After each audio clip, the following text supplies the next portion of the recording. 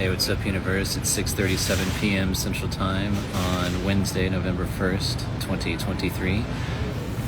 So the inspiration for this is just to a couple things. One is related to my dot number. I checked it out on there's a website you can go and look it up just to like kind of verify the different attributes, so to speak, like what type of transportation is, I guess, authorized by that dot number. And I found that I needed to update a couple of things, and I can't update it electronically unless I have a pen, and I can't obtain my pen electronically, so I have to have it mailed, which is interesting because the address that I used was the address of the house that I was in. And the last time I picked up my mail, which was probably over a month ago, they said they'd hold my mail for another 10 days, and then I'd have to find a place to like forward it to, which I obviously haven't done because I haven't had a place to forward it to. So I'm just going to assume and trust that they are still holding the mail for me. Because that's where my pen is going to be sent. Plus, that's also where that tax form was sent. So, we'll see. You know, I'm not sure.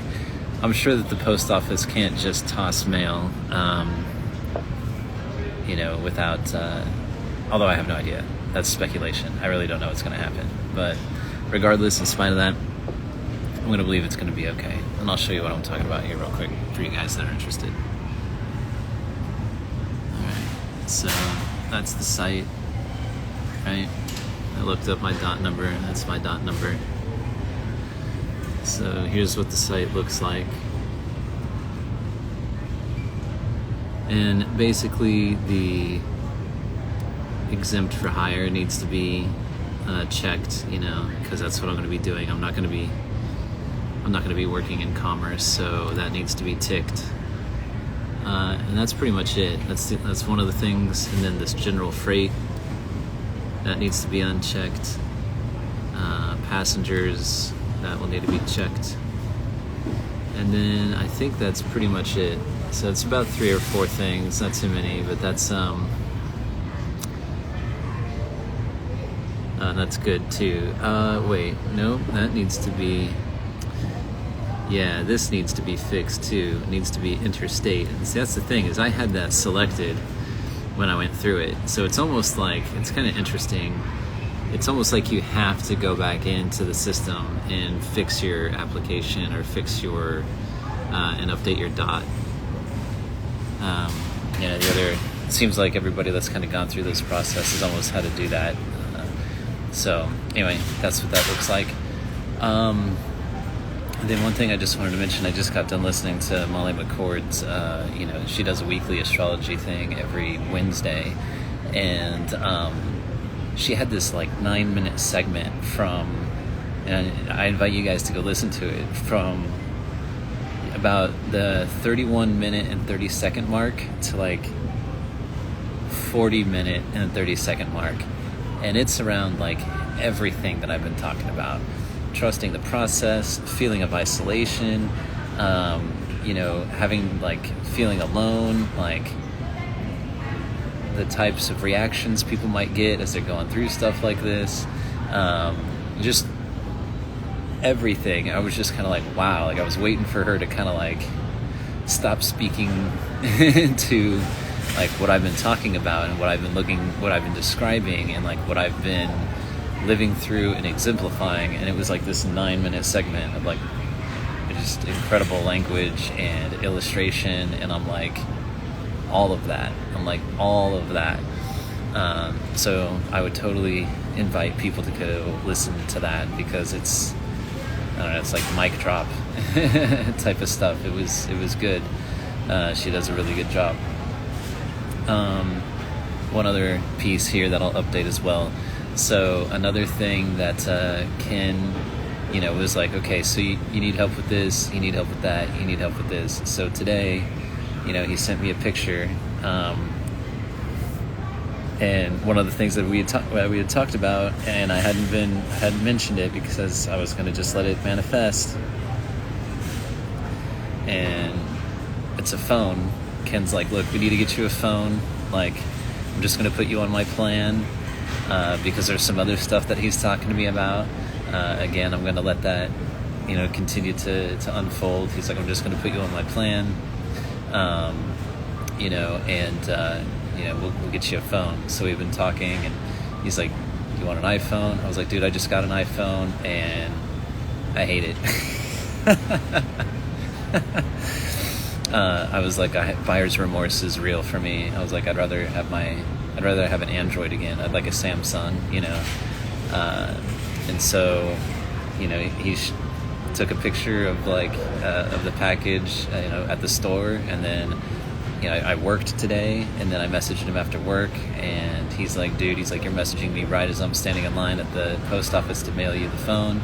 And he took a picture of the box, of the mail package, and so I spoke to Angela last night, and this is my first time telling Angela about all of these things that have been going on. So she was really surprised and happy for me, so I was like, I don't really have a physical address, so I'm going to ship it out to where she works. That'll just be the easiest, I think. So I'm grateful for that. I spoke to her and Cody last night, her husband, and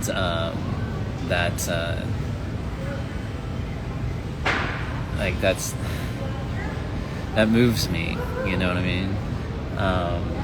So again, just like this whole experience with what that relationship looks like, there's just a lot of beautiful things that are coming through this. So again, it doesn't matter what it looks like, you know what I mean? Like the whole rebirthing process, transformation, transmutation is literally breaking it down, having it look like a complete chaotic mess, and then building it back up again. The Japanese have a process around that, and I always forget what it's called, but when they have a process of, like, when they drop a pot or some type of vase or something like that, they view it as a beautiful thing, because what they'll do is they'll take the pieces of that and put it back together with gold, and they'll in that culture, they're like, this is life, right? Like, this is how it works. Like, things fall apart, they come back together, and they come back together in the most beautiful ways, right?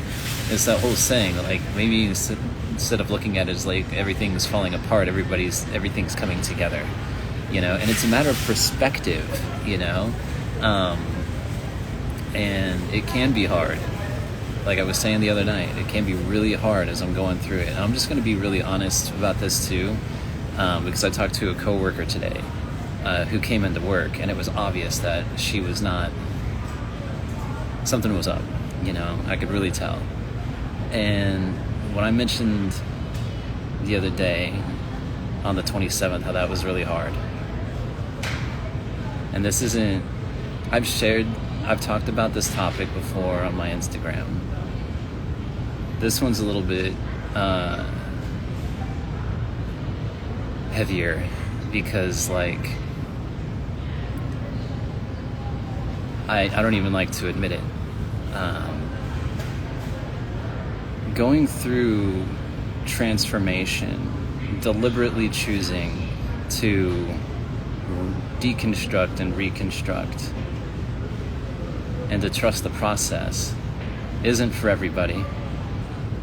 This is something Angela and I kind of talked about last night. I was like, it's not for everybody. And it's not. It doesn't make anybody better than anybody else. It's just not for everybody. It's just that if you know somebody in your life that goes through this kind of stuff, like, don't judge them on their process. Just understand that they're going through a process. This is part of their path. Anyway, the 27th was extremely difficult. It was suicidal. It was suicidal. I have money now, which means that I have a means to an end. And the 27th was a day of connecting with that at a very real level. It was a weird experience because, again, it was the duality of like, I'm feeling this intensity, I'm consciously choosing to research things, and as I'm researching things, I'm also feeling it's almost like walking up to the edge and like wanting to jump, and at the same time wondering, am I gonna jump? That wasn't the method. It was just that idea, right? It's just kind of like, have you ever bungee jumped or jumped out of a plane? Or it's just kind of like, okay, I can walk up to this point, yet am I actually going to follow through? So there was this binary experience of, okay, I'm researching things.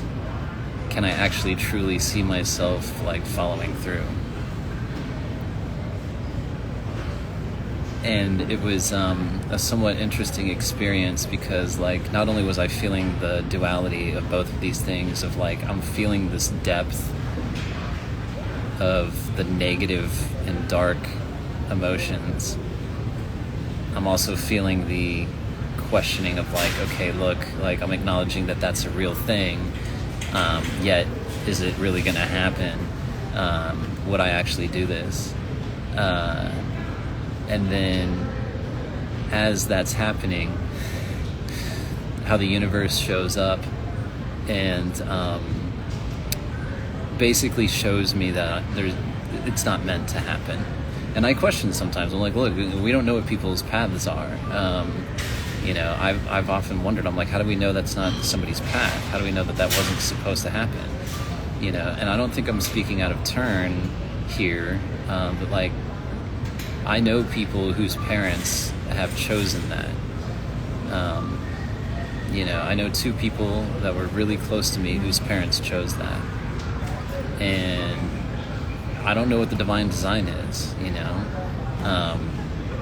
and that's my whole thing, is I believe the divine design can look exactly how it is, right? Everything is as it should be. Like, I don't judge it because I'm not God. Who am I to fucking say? So what I'm saying is that as I'm going through this, the hours of operation for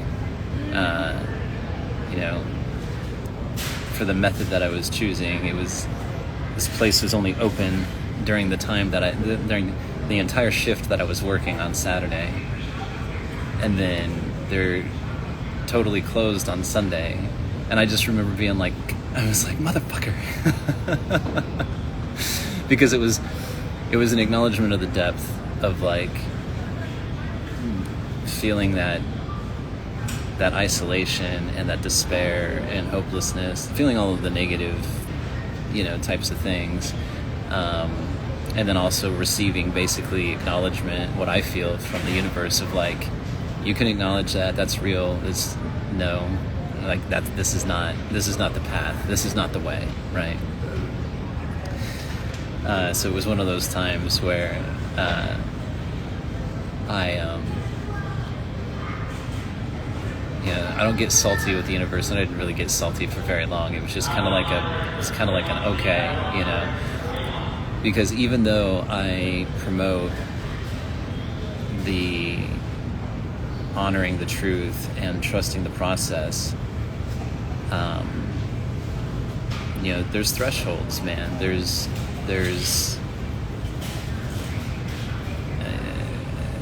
limits, that I have reached before, and there's times, and I've shared them on this Instagram, where I'm like, okay, look, I know what this process is. I know that it's a thing. I know it's all going to turn out. Even I have my limits. I don't think I'm really going to get there anymore. You know what I mean? I really don't think that these peaks and valleys that I've experienced over the last number of years are going to happen anymore. And this is something that I talked to Ken about. And as we were talking, there's just times, like, over these conversations that we've had, and I was telling Alan about this today. I saw Alan, and I was like, have you ever just had a conversation with somebody and like they're the ones saying the words, but you know it's not them saying the words, you know what I mean? Like things are being said through them, like people are messengers, you know what I mean? And so there's a real sense of relief that this intensity that has been part of my transformation over the last handful of years has finally, it's like breaking a fever. And so I feel grateful about that. And so I mentioned the woman that, you know, I work with, and it was just a great way of connecting, because we just kind of recognized each other's, you know, where we, you know, like I was able to see her and she was able to be seen, and that really shifted things for her, you know. When people don't feel alone, it's a big fucking deal. Because we're meant to be in communities. We're meant to be connected. We're social beings, you know, like, so feeling isolated and feeling alone, feeling unheard and feeling unseen, and which is stuff that Molly talked about in that 9-minute section, dude. It can be devastating, and it can feel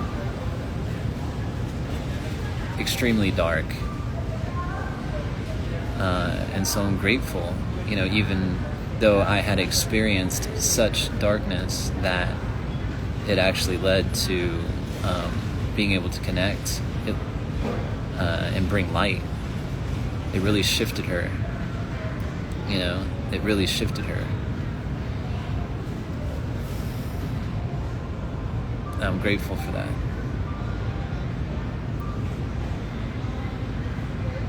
It seemed like there may have been something else that I was going to say.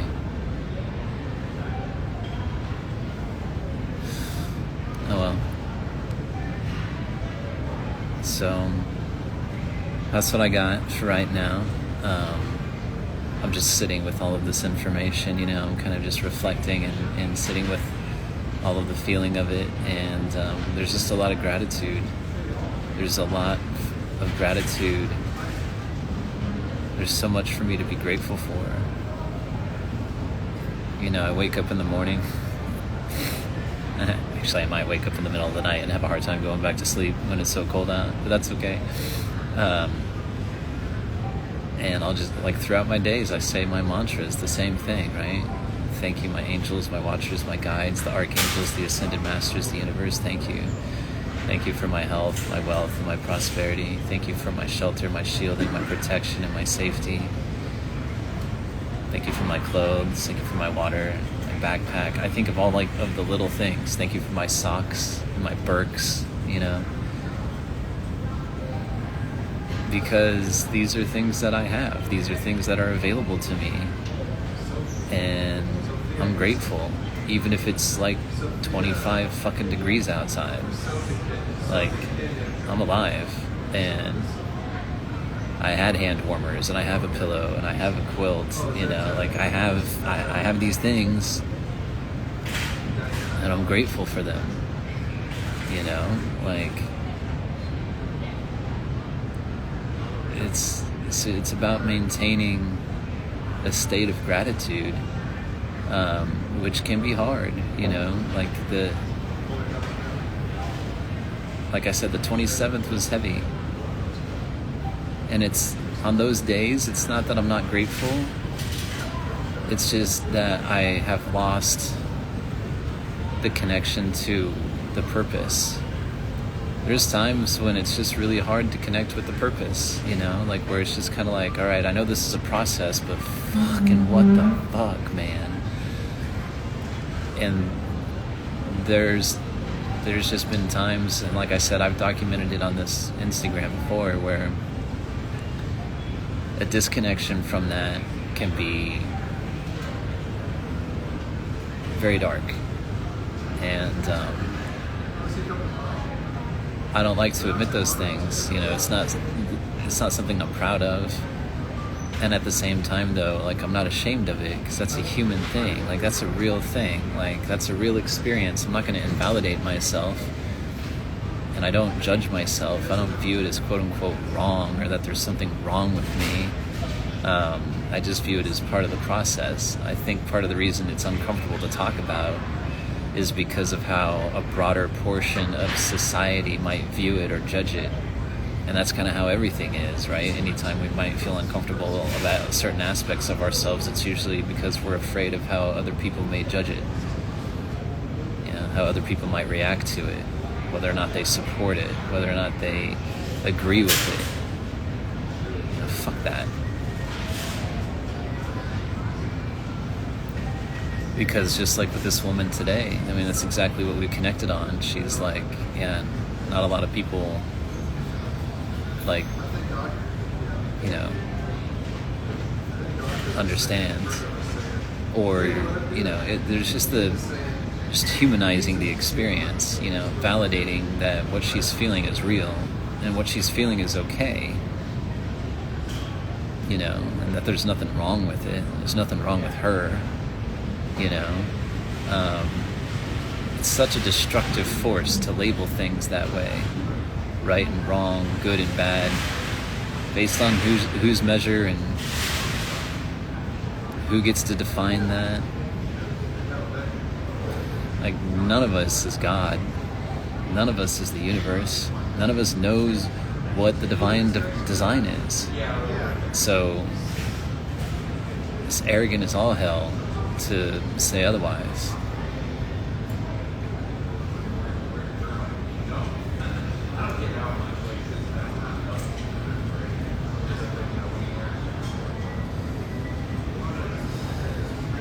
I get it, though.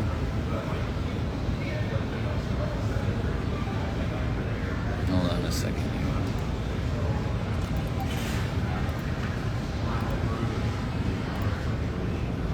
Alright.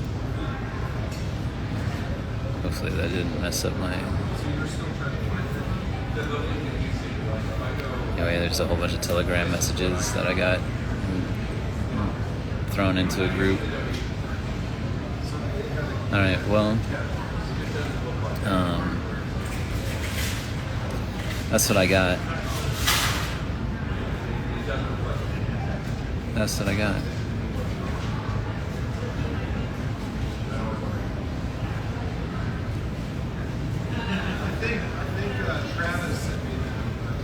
I don't know, you're seeing me think about my connection with my family. And like I said, I'm not here to convince anybody.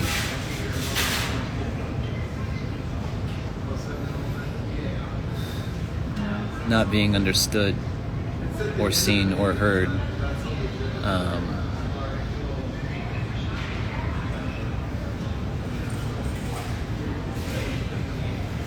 Yeah, you're just seeing me connect with that and process that. That comes up. Anyway, just learning to be okay with who I am in spite of everything, loving myself regardless, being grounded in myself no matter what. That's part of the work, and that could be a challenge. Again, like I said, the proof is in the pudding, the way things unfold, the way the universe shows up, the way other people show up, the way life happens. It's undeniable to me. So I feel like I'm on the right path for me. I feel like the choices I've made are the right ones for me. I didn't say they're the right ones for everybody. It's actually pretty funny, that conversation with Angela last night, because I know I made choices in my marriage to Angela, and I know I've made choices after my marriage with Angela that she would be like, yeah, no. And I don't fault her. I don't blame her. I don't hold any ill will about it, you know. I get that it's not for everybody, you know. I've had to learn to be okay with the choices that I make. They're okay for me and for my path, no matter what anybody else says or how anybody else feels about it. And it's not because I don't care. It's quite the opposite. I mean, I give a shit. It's just learning to live the life I'm meant to live without living the life that other people think that I should be living. And that's I believe that's how we're all meant to do it, you know, like, I don't know your path, so choose what's right for you. Only you know that.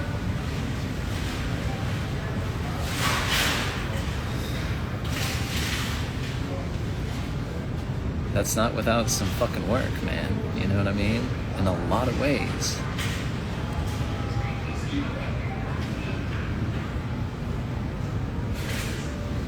All right. Well, thank you again for being with me. Thanks for journeying with me. Thanks for being a part of this. Thanks for giving me your time and your space and your attention, your focus. That's it's